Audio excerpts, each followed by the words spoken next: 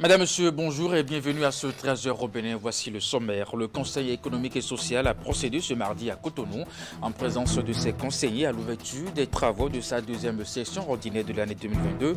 Elle durera 30 jours et va s'atteler essentiellement à l'étude du projet de budget général de l'État 2023. Session au cours de laquelle seront menées des réflexions aussi bien en commission qu'en séance plénière, à l'issue desquelles des avis seront émis et des recommandations formulées. Ensuite, Cotonou abrite depuis ce mardi un atelier tripartite sur la violence et le harcèlement en milieu de travail. Les assises de 2 jours permettront de restituer l'étude diligentée par le PIT pour le compte du Bénin sur cette thématique. C'est dans le cadre de la campagne de ratification de la Convention 190 du PIT. Les travaux sont placés sous la tutelle du ministère du Travail et de la Fonction publique. Et puis enfin, au ministère de l'Agriculture, de l'Élevage et de la Pêche, le personnel peut désormais se faire former dans plusieurs domaines agricoles, même en étant à leur poste respectif, ceci à travers la plateforme www.elearning.agriculture.bg. La plateforme est lancée dans la matinée de ce mardi par la secrétaire générale du ministère. Voilà pour le sommaire de ce 13 européen. À nouveau bonjour et bienvenue si vous nous rejoignez. Le président du Conseil économique et social a procédé ce mardi à Cotonou en présence de ses conseillers à l'ouverture des travaux de sa deuxième session ordinaire de l'année 2022. Elle durera 30 jours et va s'atteler essentiellement à l'étude du projet de budget général de l'État, gestion 2023, session au cours de laquelle seront menées des réflexions aussi bien en commission qu'en séance plénière, à l'issue desquelles des avis seront émis et des recommandations formulées à l'endroit du pouvoir public. Reportage. Durant cette deuxième session ordinaire des membres du Conseil économique et social, le projet du budget général de l'État gestion 2023 sera passé au peigne fin. La rencontre de travail s'ouvre dans un contexte marqué par plusieurs événements socio-économiques. D'abord, la rentrée scolaire qui vient de débuter. Comme vous le savez, les parents d'élèves, les éducateurs et le gouvernement se sont mobilisés pour garantir à nos enfants une rentrée des classes apaisée. Le second événement qui ne saurait être occulté est sans doute les inondations consécutives aux pluies diluviennes qui se sont récemment abattues dans diverses localités de notre pays. Au cours de cette session qui va durer 30 jours, des travaux seront organisés aussi bien en commission qu'en assemblée plénière. Les conseillers vont également s'approprier les orientations budgétaires de 2023 et surtout le contenu du projet. Cette présentation permettra aux conseillers de mieux comprendre les nouvelles mesures budgétaires du gouvernement en vue de propositions qui tiennent compte de l'intérêt général et du mieux-être de la population. Après les éclairages du ministre d'État, nous envisagerons une étude approfondie des documents budgétaires dans les commissions. Cette étude aboutira à un projet de rapport et d'avis à examiner en vue de son adoption en plénière. La séance de travail va également permettre aux membres du Conseil économique et social d'aborder d'autres préoccupations relatives au secteur informel, la valorisation des résultats de la recherche et de l'innovation technologique au Bénin.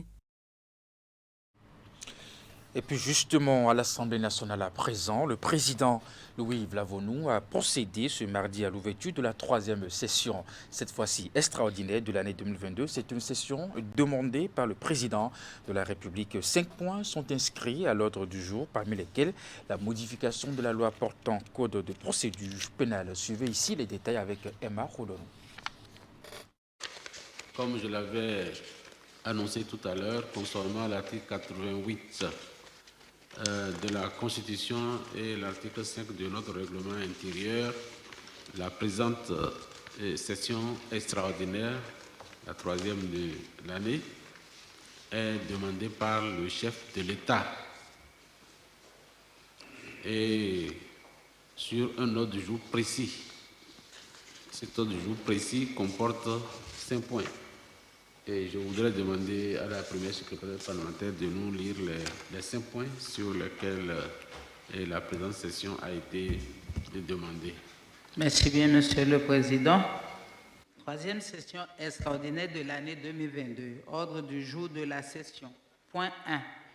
Examen du projet de loi modifiant et complétant la loi numéro 2012-15 du 18 mars 2013 portant code de procédure pénale en République du Bénin tel que modifié par la loi numéro 2018-14 du 2 juillet 2018. 2. Examen du projet de loi portant modification des dispositions de l'article 585.1 de la loi numéro 2008-07 du 28 février 2011 portant code de procédure civile, commerciale, sociale, administrative et des comptes en République du Bénin tel que modifié par la loi numéro 2020-08 du 23 avril 2020 portant modernisation de la justice. 3. Examen du projet de loi modifiant la loi numéro 2020-37 du 3 février 2021 portant protection de la santé des personnes en République du Bénin. 4. Examen du projet de loi portant création, composition et organisation du corps des inspecteurs des services judiciaires. 5. Examen du projet de loi portant création, organisation et fonctionnement de la Cour spéciale des affaires foncières. Merci. Je pense que ces 5 dossiers ont été déjà affectés. La prochaine section, il faut le préciser, est fixée au mardi prochain et sera l'occasion pour les députés, bien entendu, d'entrer dans le vif du sujet. Cérémonie officielle d'installation des membres élus consulaires de la Chambre des métiers de l'artisanat du Bénin ce mardi au Palais des Congrès de Cotonou. Elle intervient après les élections du 24 juillet 2022 qui ont permis d'élire 80 élus consulaires pour le compte de cette première mandature.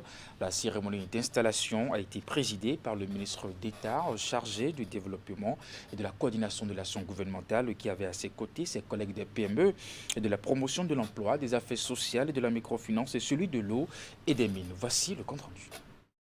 Au nom du gouvernement du président Talon, je vous déclare officiellement installé ce jour, mardi 27 septembre, en qualité de membre de l'Assemblée consulaire de la Chambre des métiers de l'artisanat du Bénin. Les 80 membres élus consulaires de la Chambre des métiers de l'artisanat du Bénin pour le compte de la première mandature sont ainsi officiellement installés. Une cérémonie qui intervient 2 mois après les élections du 24 juillet 2022 auxquelles ont pris part 447 540 artisans. La mise en place de la Chambre des métiers de l'artisanat du Bénin, CMA Bénin, procède de la volonté du gouvernement sous le leadership de son chef, le président Patrice Talon, de prendre en compte l'artisanat à la mesure de son poids socio-économique en raison de sa contribution au produit intérieur brut estimé à 13% et du fait qu'il occupe 25% de la population active. Les principales étapes liées à la mise en place de cette réforme ont été approuvées au cours d'un séminaire gouvernemental présidé par le chef de l'État en personne en novembre 2018 et une feuille de route a été établie à cet effet. L'installation des membres de la CMA Bénin créée par la loi numéro 2020-24 du 2 septembre 2020 est le couronnement d'une importante réforme engagée sous l'ère du président Patrice Talon. Tour à tour, les autorités ont félicité les nouveaux membres pour leur élection et comptent sur l'engagement de chacun. Ainsi, grâce à une synergie d'action, l'artisanat béninois va dès ce jour considérablement changer de visage pour le bonheur de tous.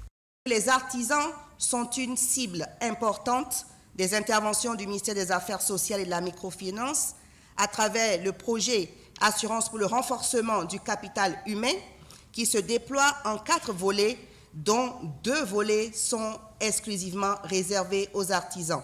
Il s'agit des volets H formation et H crédit. Je tiens à préciser qu'à partir de ce jour, vous êtes investi de la mission de représenter tous les artisans et toutes les artisanes au sein de la CMA Bénin. Pour ce faire, Je vous invite à travailler pour renforcer la cohésion, aussi bien au sein de l'Assemblée consulaire que dans tout le secteur. Les responsabilités qui sont les vôtres à partir d'aujourd'hui doivent transcender tous les clivages de tous ordres. Vos obligations envers votre corporation et celles envers le gouvernement et la nation restent exigeantes et ne sauraient s'accommoder d'aucun laxisme et d'aucun manquement. Au-delà des félicitations, responsables d'associations et élus consulaires remercient le chef de l'État pour la réforme qui ouvre une nouvelle ère dans le secteur. Nous avons notre chambre des métiers artisanale CMA au Bénin. Alors, tous les regards sont fixés sur nous. Mettons-nous au travail pour développer le secteur de l'artisanat. C'est ce que nous attendons depuis des années. Ils sont élus, ils sont installés aujourd'hui et l'élection du bureau encore aujourd'hui. Et très bientôt, nous serons sur le terrain pour véritablement développer le secteur de l'artisanat, sortir l'artisanat de l'ornière pour que l'artisanat retrouve véritablement sa lettre de noblesse. Les membres de l'Assemblée consulaire de la Chambre des métiers de l'artisanat du Bénin sont élus pour un mandat de 5 ans renouvelable. Le ministre des PME a saisi l'occasion pour leur rappeler quelques dispositions légales et réglementaires importantes en vue de l'élection des membres du bureau consulaire de la CMA Bénin. Après ce reportage de Ouliatou Sanoussi, Elvis Tonokouin, il faut préciser que c'est l'élu consulaire Imoro Sofianou qui est élu président du bureau consulaire de la Chambre des métiers de l'artisanat du Bénin. Je vous l'annonçais en titre, Cotonou abrite depuis ce mardi un atelier tripartite sur la violence et le harcèlement en milieu de travail. Les assises de 2 jours permettront de restituer l'étude diligentée par le BIT pour le compte du Bénin sur cette thématique. C'est dans le cadre de la campagne de ratification de la Convention 190 du BIT. Les travaux sont placés sous la tutelle du ministère du Travail et de la Fonction publique. Les détails dans ce reportage. Mettre fin à la violence et au harcèlement en milieu de travail, c'est ce qui réunit ici tous les participants à cet atelier.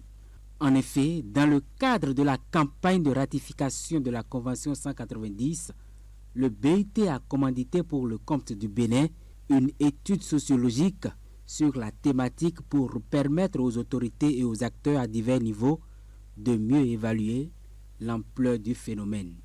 L'Organisation internationale du travail a été de tous les combats visant à plus de justice sociale pour les travailleuses et les travailleurs et s'est résolument engagée à promouvoir les opportunités pour les hommes et pour les femmes d'obtenir un travail décent et productif dans les conditions de liberté, d'équité, de sécurité et de dignité humaine.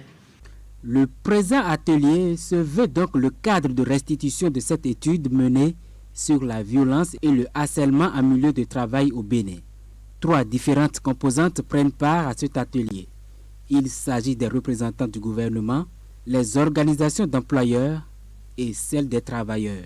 Cet atelier vous permettra, chers participants, de prendre connaissance de l'étude sociologique réalisée sur la violence et le harcèlement dans le monde du travail au Bénin, de procéder à la validation de cette étude, d'identifier les mesures à prendre pour lutter contre la violence et le harcèlement dans le monde du travail au Bénin, enfin de formuler des axes d'un plan d'action pour un monde de travail exempt de violence et de harcèlement au Bénin en vue de la ratification de la Convention numéro 190.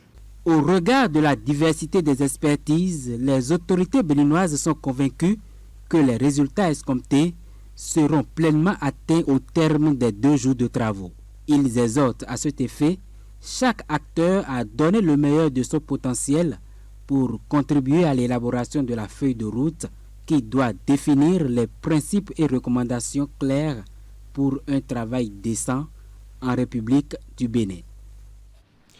2 postes électriques de forte capacité, bientôt opérationnels pour renforcer la marche du Bénin vers son autonomisation énergétique. Les travaux de la construction ont déjà démarré, un à Ouida et l'autre à Komé. La réalisation de ces travaux s'inscrit dans le cadre de la mise en œuvre du projet d'accès durable et sécurisé du Bénin à l'énergie électrique. Ce mardi, le ministre de l'Énergie est descendu sur le terrain pour voir et pour apprécier le rythme des travaux. Idrissou Boukari et Deron Pévi. À Gakpé, dans la commune de Ouida, département de l'Atlantique, le projet d'accès durable et sécurisé du Bénin à l'énergie électrique se concrétise. Sur ce vaste site, va pousser dans quelques mois le poste de transformation électrique.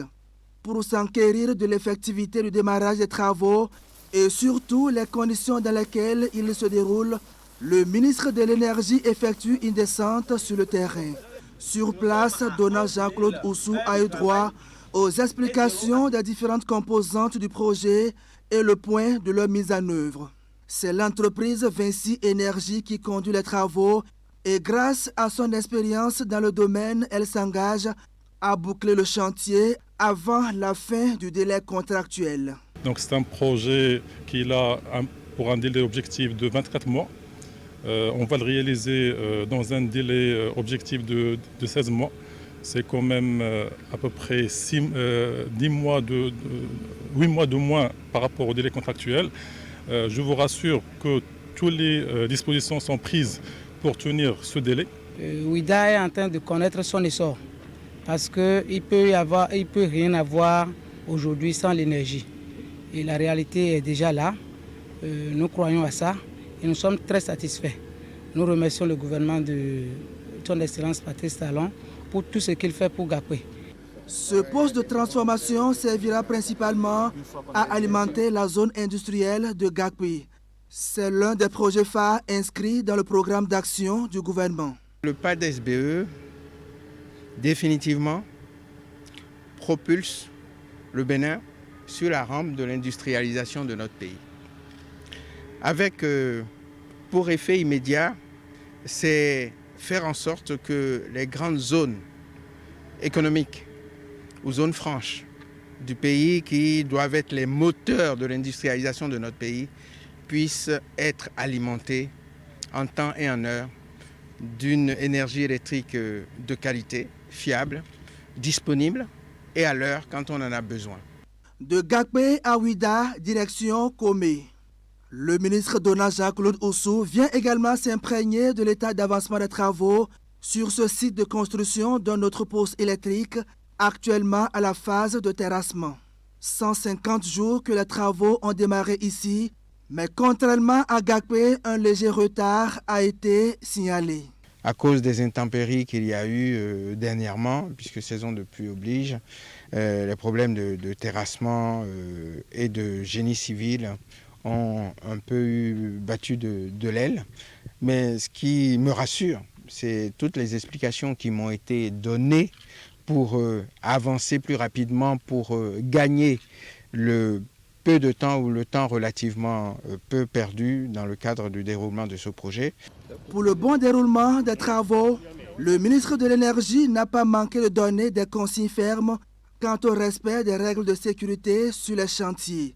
Les postes de Gakpé et Komé seront livrés respectivement en août et juillet 2023.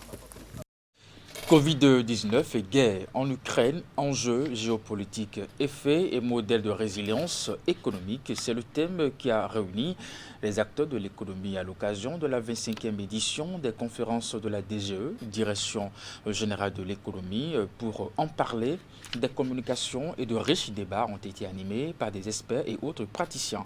Les travaux de cette conférence ont eu lieu ce mardi à Cotonou sous la présidence du directeur de cabinet du ministre d'État de l'économie et des finances. On retrouve Clément Adjadé, Rachidi Soubero.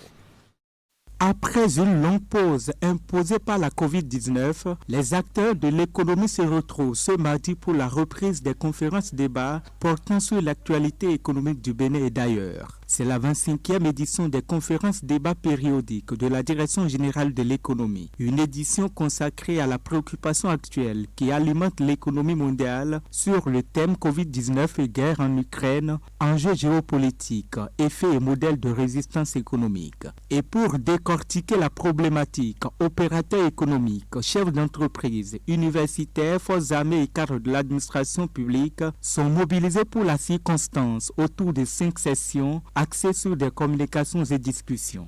Ces deux crises constituent pour nos économies ce que les économistes appellent des chocs exogènes et dont les conséquences se manifestent sous plusieurs formes. dans la vie de nos concitoyens. Dans ces circonstances, il sonnait comme une évidence que la présente conférence s'empare de ces deux sujets actuels et les soumette à l'analyse et au débat d'experts. Une conférence-débat autour de deux sujets économiques d'intérêt public. Les premières discussions portent sur la COVID-19 au Bénin, ses manifestations et des mesures de mitigation sans oublier l'état des lieux actuels. La deuxième partie, elle, a permis aux participants d'analyser l'impact de la crise russo-ukrainienne sur l'économie béninoise, alors que la troisième partie a passé en revue les options de politique économique ayant permis au Bénin de tenir face à ces chocs exogènes.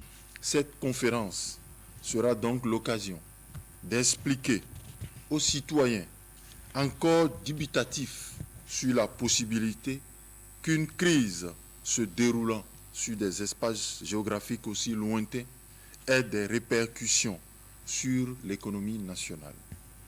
Elle permettra également de montrer la proactivité de notre gouvernement dans la gestion de ces crises en faisant ressortir les approches de solutions innovantes pour contrer les effets néfastes sur la vie des Béninois.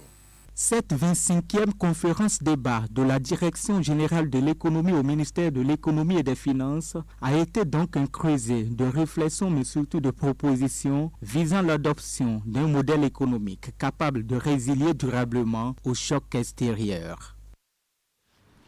Au ministère de l'Agriculture, de l'Élevage et de la Pêche, le personnel peut désormais se faire former dans plusieurs domaines agricoles, même en étant à leur poste respectif. Ceci à travers la plateforme www.elearning.agriculture.bj. La plateforme est lancée dans la matinée de ce mardi par la secrétaire générale du ministère, Tidi Goudalo, pour les précisions. www.elearning.agriculture.bj, une nouvelle plateforme numérique dont dispose désormais le personnel des structures du ministère de l'Agriculture, de l'Élevage et de la Pêche. Cet outil d'enseignement à distance leur permettra de renforcer leurs compétences professionnelles. L'audit fonctionnel des structures du MAEP, réalisé en 2019, indiquait que le processus d'opérationnalisation de la réforme nécessitait pour le MAEP de lever des contraintes fortes liées aux ressources humaines qui pourraient limiter son efficacité. De ce diagnostic, il en résultait un besoin de professionnalisation du personnel du ministère et une nécessité d'adaptation, de développement des compétences des agents. Il était nécessaire de doter le MAEP d'un outil durable pour le renforcement des capacités de son personnel et en partie des partenaires du secteur agricole au-delà même de la période de mise en œuvre du PATSA. La réalisation de cette plateforme pédagogique de formation est née de la volonté du ministère de l'Agriculture, de l'Élevage et de la Pêche avec l'accompagnement de l'Union européenne. Elle offre la possibilité au MAEP de se positionner en termes de référent de la formation qualifiante de son personnel. Et déjà pour ce lancement de cet outil, 45 agents de différentes structures se sont fait former et reçoivent ici leur attestation de formation. Oui, ce nouveau mode de formation à distance, à l'ère du digital, paraît une vraie opportunité qui s'offre aux salariés. En effet, la formation en ligne permet d'accéder à un programme de formation et d'obtenir une attestation, un diplôme, sans pour autant quitter les activités au quotidien. À ce jour, sur les 12 parcours d'auto-formation, 9 sont déjà mis en ligne et seront ouverts dans les prochains jours à tous ceux qui désirent suivre les cours. Concernant les parcours de formation tutorée, 7 faits d'exercices, de quiz, des ressources vidéo et liens ont été animés avec des classes virtuelles au profit de 760 participants inscrits au niveau des structures du MAEP. Le mode d'usage du www.elearning.agriculture.bj est présenté de fond en comble à l'assistance. Cette cérémonie est la première d'une série prévue sur la contribution de l'Union européenne à l'amélioration des compétences du personnel au service du secteur agricole. puis nous allons finir avec le sport. La compétition a été organisée dans le but de détecter des talents afin de faire de ces derniers des professionnels en matière de football. Du nom du creuset initiateur, le tournoi de l'association des jeunes de Quinta a enfin connu son épilogue. La finale a opposé l'équipe de Danli à celle d'Agbidimé. À l'issue des épreuves de tir au but, le match s'est soldé par la victoire de l'équipe de Danli avec un score de 4-3. Cette finale a été couplée avec la remise de prix au meilleur de chaque classe depuis le cours d'initiation jusqu'en terminale. Ils ont été identifiés au thème des cours de vacances organisés à leur profit par l'association. Reportage. Le match a opposé deux équipes locales représentant des villages de Quinta dans la commune d'Agbanizou. La rencontre s'inscrit dans le cadre de la finale d'une compétition organisée par l'association des jeunes de Quinta AGEC. Du nom du creuset initiateur, le tournoi de football a connu la participation de 5 équipes provenant de chaque village qui compose l'arrondissement. Nous avons organisé ce tournoi parce que la jeunesse d'aujourd'hui, on veut que chacun soit professionnel quelque part. Mais depuis plus de 25 ans, nous n'avons pas encore des professionnels. Donc nous avons dit que dès l'instant, nous allons commencer par dénicher les talents. Les finalistes ont été retenus au terme de quelques semaines de challenge entre les différents groupes. Sortis gagnants des phases éliminatoires, quart et demi-finale, les joueurs de Danli et d'Agbidimé se sont retrouvés pour disputer le trophée de cette édition 2022 du tournoi AGEC. Après 90 minutes de jeu, le score était de 3 buts partout. Il a fallu l'épreuve des tirs au but pour départager les deux finalistes devant le public composé de supporters venus de tous les coins de la localité et d'ailleurs, ainsi que les invités. Danli s'est imposé en concrétisant 4 tirs contre 3 pour le camp adverse.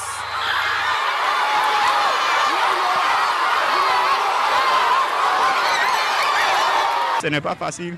On a failli rater ce grand trophée, mais grâce à Dieu, on a gagné. C'est vrai, on a perdu, mais sur le terrain, on a constaté que nous avons bel et bien fait un bon match. L'événement a été couplé avec la remise de prix aux meilleurs apprenants identifiés à l'issue des cours de vacances initiés par l'association. Les prix distribués sont essentiellement composés de fournitures scolaires, de quoi accompagner les parents dans les préparatifs pour la rentrée, mais aussi et surtout maintenir ces apprenants à l'école. Nous avons organisé les cours de vacances gratuits, mais je vous jure qu'on a obtenu une inscription exceptionnelle. Nous avons au moins 600 élèves qui se sont inscrits parce qu'on a dit gratuit. On les a encadrés jusqu'à la fin. Si l'État ou nos aînés peuvent venir en aide pour qu'on puisse aider ces jeunes frères à payer une partie de leur scolarité, ça peut les aider à plus évoluer. Les différents lots prévus ont été remis à plusieurs écoliers et élèves. Les bénéficiaires sont les 5 premiers de chaque classe depuis le cours d'initiation CI jusqu'en terminale, toutes séries confondues. Et c'est bien la fin, madame, monsieur, de ce 13h au Bénin. Merci de l'avoir suivi. Le programme se poursuit sur Canal 3 Bénin à 16h. Votre bulletin d'information, 19h30, la grande édition de la soirée, vous le savez. Allez, jusque-là, portez-vous bien et à très bientôt.